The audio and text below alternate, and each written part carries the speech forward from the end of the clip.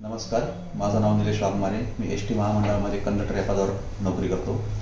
काही दिवसांपूर्वी माझ्या डोळ्याचा पडदा सरकल्यामुळे मला लिहिणं वाचणं पूर्ण बंद झालं आणि माझं ड्युटीवर जाणं देखील बंद झालं.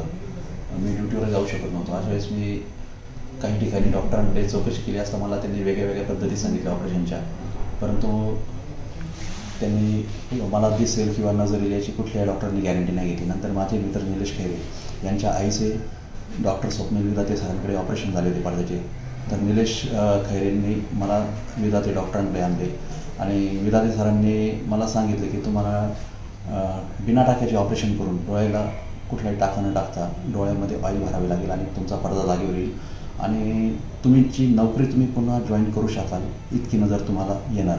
आणि माझी नोकरीच म्हणजे मी नोकरीवर जाणंच माझं बंद झालेलं होतं. त्यामुळे मी आशा सोडलेल्या. परंतु जेव्हा स्वप्नील सरांनी माझं ऑपरेशन केलं आणि डोळ्यामध्ये ऑइल भरलं आणि पडदा जागेवर आणला आणि 1-2 दिवसांनीच मला व्यवस्थित दिसू लागलं आणि सरांनी सांगितलेले ड्रॉप्स फॉलो केल्यानंतर 10-15 दिवसांचा आराम केल्यानंतर मी पुन्हा ड्युटीवर जॉईन झालो.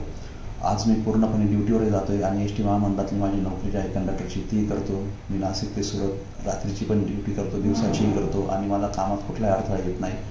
आणि जर मी आशाच सोडून दिली होती की मी नोकरीवर पुन्हा जाईल की नाही जाईल, पण सरांनी मला पुन्हा माझ्या नोकरीवर जॉईन केलं आणि एकदम बिना टाक्याचं कुठलीही त्रास न देता योग्य पद्धतीने ऑपरेशन पद्धतीने न करता नव्या पद्धतीने सरांनी माझी सर्जरी केली.